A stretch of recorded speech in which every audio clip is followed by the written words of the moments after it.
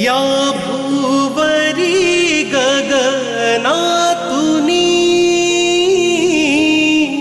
आलिस का तू ग मोहिनी, या हिरवळीवरी चालुनी दव बिंदू कलशात घेऊनी.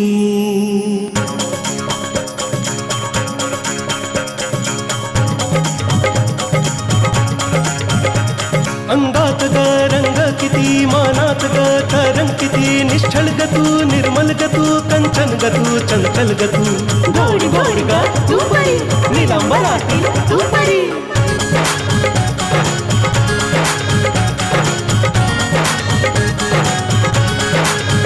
श्वासात संगीत भासतो, डोळ्यात श्रावण हासतो, गगनातली तू चांदणी, मृगनयन तू हांसिणी. तुला जरी तू बाबरी, तू या धरेची गपरी, तू या धरेची गपरी, तू या धरेची गपरी. अनुगामिनी अनुगामिनी अनुगामिनी अनुगामिनी. अरे आय एम सॉरी, पण हे सगळं मला आवडत नाही. अनुदामिनीला तुझा हा नाकारण्याचा निर्णय फारच चुकीचा आणि अर्थहीन आहे. मी आणि अनुदामिनी कधीच एक नाही होऊ शकत. तुम्हाला चांगलंच माहिती आहे की माझी लग्नासाठी मानसिकता नव्हती. चूक फक्त एवढीच होती की त्यावेळेस तुमच्याशी बोलण्याची हिंमत नाही करू शकलो मी. कदाचित हा वाह्यातपणा आणि बेशरमपणा 6 महिन्यांपूर्वी दाखवला असता देव, किमान तरी माझ्या सुनेचे आयुष्य तरी खराब झाले नसते. नाही नाही सुमिरन, माझ्या सुनेचं आयुष्य खराब नाही होऊ शकत. अगं, मी सून म्हणून ह्या घरी आणली होती, लेक म्हणूनच या घरातून पाठवेन मी.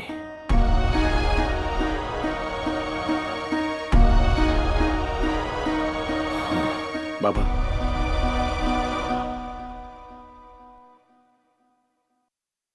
माझा निर्णय तुमच्या नजरेत चुकीचा असू शकतो, पण अर्थहीन नाही.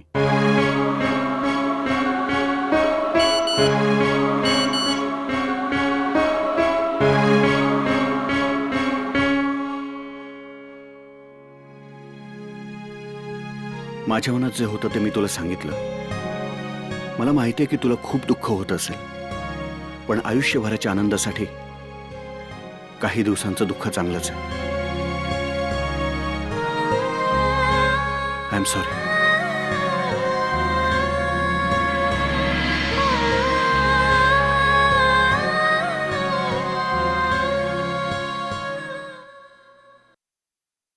चल बेटा. नाही बाबा, मी तुमच्यासोबत नाही येऊ शकत.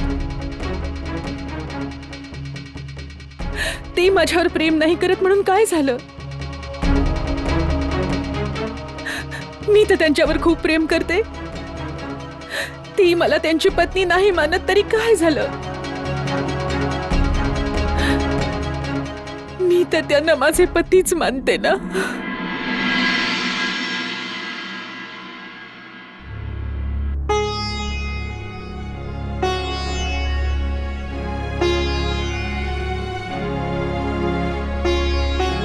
ही तर नशिबाची गोष्ट आहे की ज्या नात्याला सारं जग मानतं तेच नातं आमच्या दोघात अदृश्य आहे. पण मी या नात्याला अदृश्य नाही होऊ देणार. मी हजारो मुलींप्रमाणे हरणार नाही. स्त्रीच्या स्वाभिमानासाठी मी एक नाही अनेक अग्निपरीक्षा द्यायला तयार आहे. कारण मला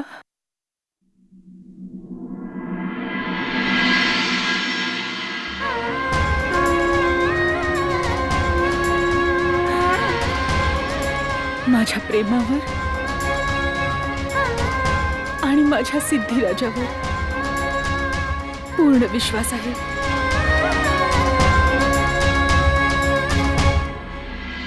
कुठे जायचं साहेब? Coffee shop. होय साहेब.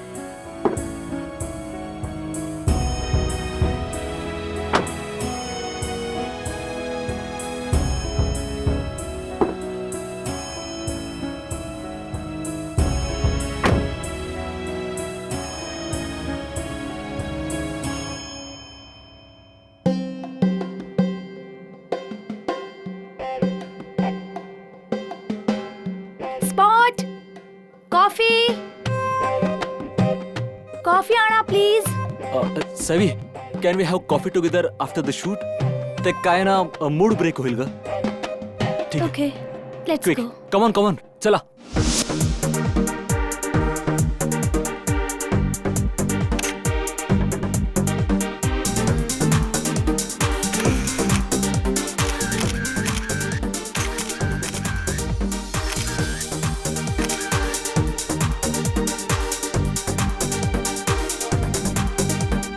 अरे स्पॉट, स्पॉट, काय झालं? स्पॉट मध्ये कोण आहे रे बाबा? स्पॉट. काय झालं सर? अरे अर्ध्या तासापासून मुलगी कॉफी मागते आणि अजून तुम्ही दिली नाही ती यार. सर पण शूट चाललंय ना. अरे शूट चालू आहे तुम्ही समजतो, समजून घ्या मला. अरे पण मूड सुद्धा असतो ना. मी तिकडे बसून ऐकतोय, कॉफी आलीच नाही. काय हे? काय अर्थ आहे का याला? फक्त क्लिक करत निघाला. Okay okay, let's break. Break. हा. Coffee and spot. मला माहितीये की माझं असं वागणं तुला आवडणार नाही, पण तरीही तसंच केलं मी. मला हे झूम अंतरचा खेळ नाही जमणार. प्रोड्युसर फ्रेंडली ऍक्टर बनू इच्छिते मी, स्टार नाही. मॅडम मग तर तुम्ही या इंडस्ट्रीमधून छूमंतर होऊन जाल. इतक्या वर्षांचा आमचा अनुभव आहे इथे. हे बघा, तुम्हाला इंडस्ट्रीने चांगली संधी दिली आहे. हो, या संधीला इन कॅश करा. स्वतःला स्वतःच्या स्टेटसला वाढवा, मोठं करा, खूप मोठं करा. तरच टिकून राहू शकता तुम्ही इथे, तरच सस्टेन करू शकता. हो, नाहीतर परत बाकीच्या कलाकारांप्रमाणे फक्त आणि फक्त संधीच्या शोधात राहणं आणि काय एक्सप्लॉइट होत राहणं. तुमच्यासोबतही तेच होईल मॅडम. तुम्हाला माहितीये ना, या लोकांनी मुंबईच्या फुटपाथ वरून उचलून मला काम दिले. यांना मी ऍटिट्यूड नाही दाखवू शकत. मग काय विचार आहे? परत त्या रस्त्यावर जायचा विचार करताय का तुम्ही? हे बघा मॅडम, इकडे आम्ही तुमची सक्सेस स्टोरी लिहायला आलोय, तुमची स्ट्रगल स्टोरी नाही. Okay guys, break over. Let's do the job. येत आहेत मॅडम, येत आहेत. So, Dave, he is my PA in India. Hello. And, he'll tell you about my project. Mister Dev, हा प्रोजेक्ट तर खूप महाग आहे, पण आम्हाला पूर्ण आशा आहे की तुम्ही आमचं नुकसान होऊ नाही देणार. तुमच्या कंपनीच्या जितक्या काही पॉलिसीज असतील त्याचे जनरल बायर पहिले आमचेच असतील. पहिल्या वर्षात 33 lakhs पॉलिसीज आमची कंपनी विकेल. अनुदामिनीला तुझा नाकारण्याचा निर्णय फार चुकीचा आणि अर्थहीन आहे. कदाचित हा वाह्यातपणा आणि बेशरमपणा 6 महिन्यांपूर्वी दाखवला असता देव, किमान तरी माझ्या सुनेचे आयुष्य तरी खराब झाले नसते. मिस्टर देव, सॉरी जेंटलमॅन, आज माझी तब्येत काही ठीक नाही. इफ यू डोंट माइंड, आपण या सगळ्या गोष्टी उद्या डिस्कस करूया.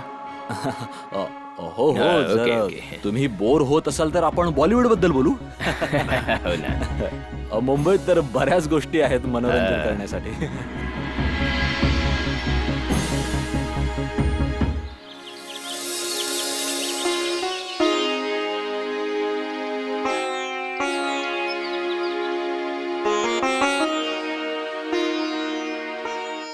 लेकी, हो आई. अगं राहू दे ग. तू या घरची सून नाहीये, लेक आहेस. म्हणून तू माझ्या आणि बाबांच्या समोर पदर घेण्याची काहीच गरज नाहीये. हो आई. आई, बाबा कुठे आहेत? बाबा येत आहेत. ठीक आहे, तुम्ही दोघं बसा, मी नाश्ता घेऊन येते. बरं. आलेच.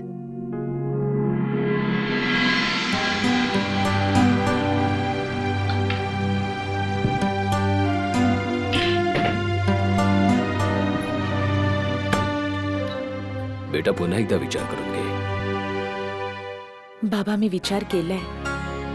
आणि तसंही जर तुम्ही माझी काळजी करताय तर मला चिंता करण्याचं काय कारण? आता जेही होईल पुढे चांगलंच होईल. बेटा, तू जर इकडे राहिलीस तर आमचे सगळे लक्ष तुझ्याचकडे लागून राहतील ग. आणि तू इथे कशासाठी राहते? जाणून बुजून आगीत हात टाकणं हा कुठला शहाणपणा? अशाने तर तुझा हातच भाजेल, काहीच हाती लागणार नाही. देव जरी आमचा मुलगा असला तरी आम्ही सांगतोय की त्याला एक वाईट स्वप्न समजून विसरून जा. तो कधीच तुला तुझा मान देणार नाही ज्यावर तुझा अधिकार आहे. आणि म्हणून आम्ही सांगतो बेटा, तू आमच्या सोबत परत चल. त्या स्वार्थी माणसाकरिता तू आपले आयुष्य पणाला लावू नकोस ग. बेटा, तुला वाटत असेल की आम्ही तुझ्यावर जबरदस्ती करतोय, पण आम्हाला तुझी काळजी आहे म्हणून आम्ही तुला सारखे सारखे सांगतोय की चल इकडून. अरे त्याच्यासाठी ही अग्निपरीक्षा देण्याची काही गरज नाहीये.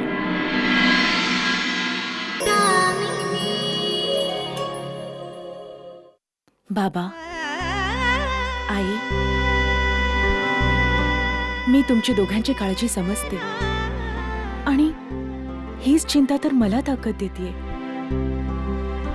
आणि तुम्ही दोघं जर या ताकदीने माझ्या पाठीशी उभी नसता ना तर कधीच माझ्यात ही हिंमत नसती आली. आता मला प्रत्येक वेळेस असंच वाटतं की तुम्ही माझ्या सोबत आहात.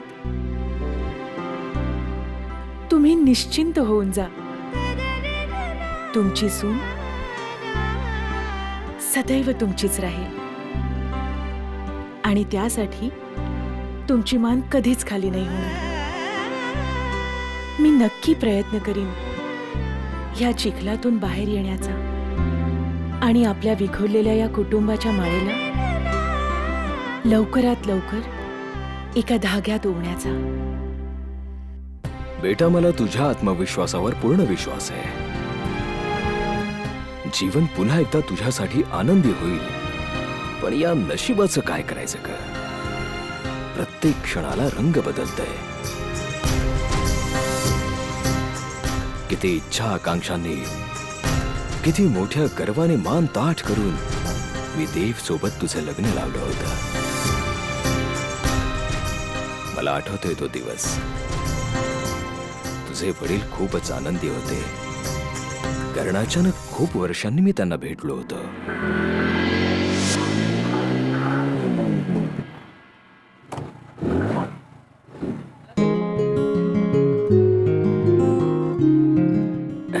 काय झालं हिला?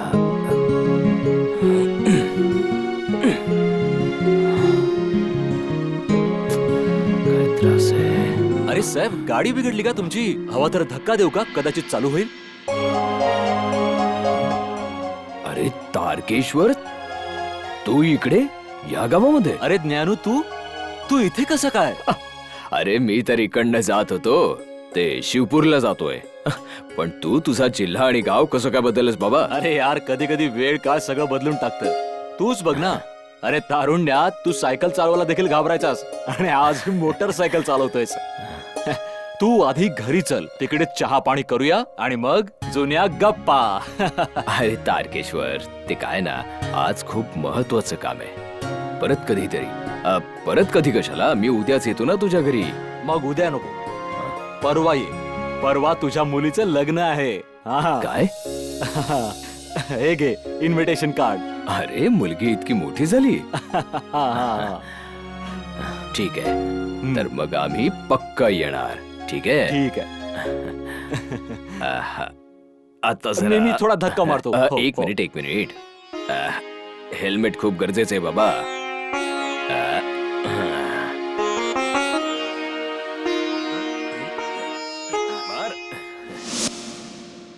आम्ही दोघे मित्र किमान 30 वर्षांनी भेटलो होतो. जेव्हा मी लग्नाच्या दिवशी पोहोचलो तेव्हा तुझे वडील खूप आनंदी होते. देवही माझ्या सोबतच होता.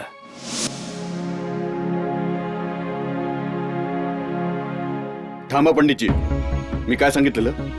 मी सांगितलेलं ना, जोपर्यंत तुम्ही तुमचं वचन नाही पूर्ण करत, हवेली संपन्न नाही होणार. सांगितलं होतं ना मी तुम्हाला. बद्रीनाथजी, मी सांगितलं होतं तुम्हाला की लग्न झाल्यावर 1 महिन्याच्या आत मी सगळे पैसे देऊन हे टाकेन. काय नाही, मी आधीच तुम्हाला सांगितलं होतं की जोपर्यंत तुम्ही उरलेले पैसे नाही देणार हा विवाह संपन्न नाही होणार. पण आपण ऐकलंच नाही. अरे ऐकता कुठे तुम्ही? जेव्हा मी तुम्हाला सांगितलं तुम्हाला मस्करी वाटली का? अरे माझ्या मुलाला पहिलीपासून CA बनवेपर्यंत एक एक पैसा खर्च केलाय मी, समजलात ना?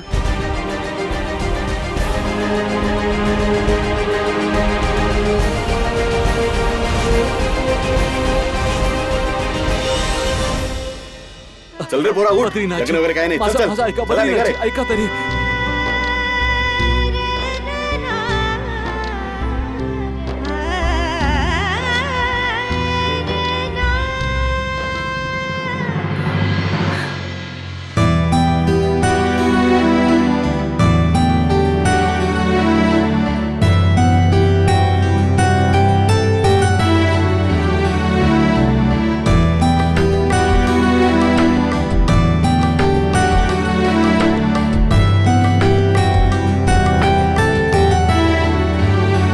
मन झाले व्यथित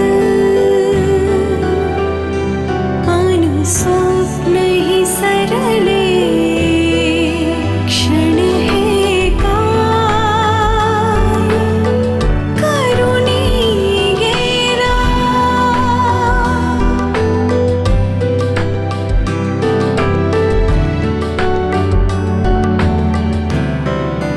लुटून गेले मी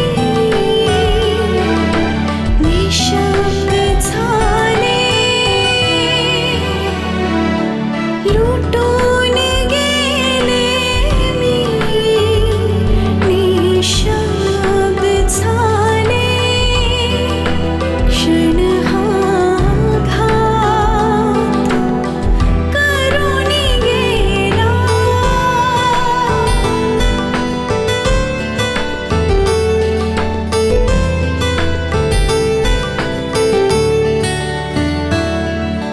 दूर घर राहिले अनुदैव फिरले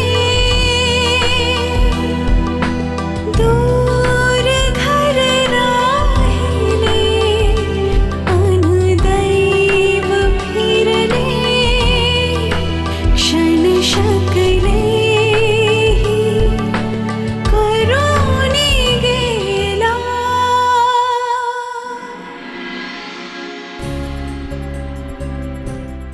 देव, मी एक महत्वाचा निर्णय तुझ्यासोबत घेऊ इच्छितो. काय तू या निर्णयात माझी साथ देशील? तुम्हाला नक्की काय म्हणायचंय? तुम्ही माझं लग्न? हो, मी माझ्या मित्राच्या मुलीचं अनुदामिनीचं लग्न तुझ्यासोबत करू इच्छितो.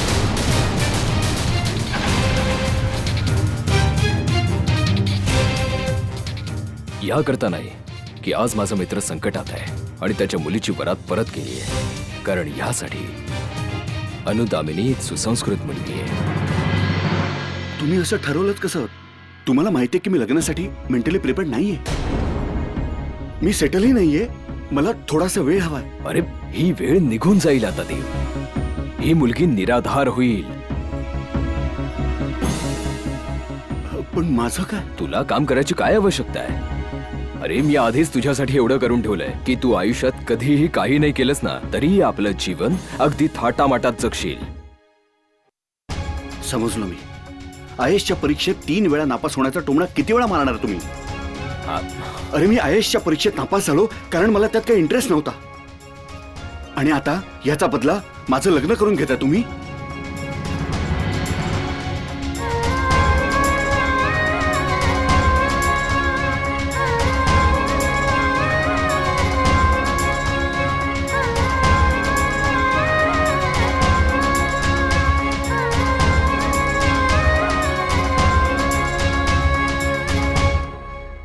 आपल्या बाबाची लाज ठेव बाळा.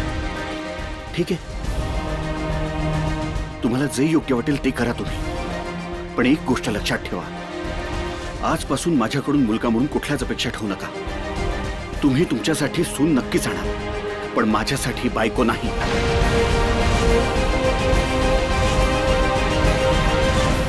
कदाचित त्या दिवशी मी देवचं ऐकलं असतं तर आज ही वेळ आलीच नसती. चूक खरं तर आमचीच आहे. आई वडील होण्याचा हा अर्थ नाहीये की आम्ही आमचा निर्णय मुलांवर लादावा. जे झालं ते झालं, त्याला बदलू तर नाही ना शकत. फक्त तुम्ही मला आशीर्वाद द्या की मी हे सिद्ध करून दाखवेन की तुमचा निर्णय चुकीचा नव्हता. मला गर्व आहे बेटा की मी तुला माझी सून म्हणून निवडले. तुझं प्रेम खरं आहे. आता कोणीही तुला तुझ्या रस्त्यात अडवू नाही शकणार. तुझे सिद्धिराज सदैव तुला मदत करो हीच माझी प्रार्थना आहे.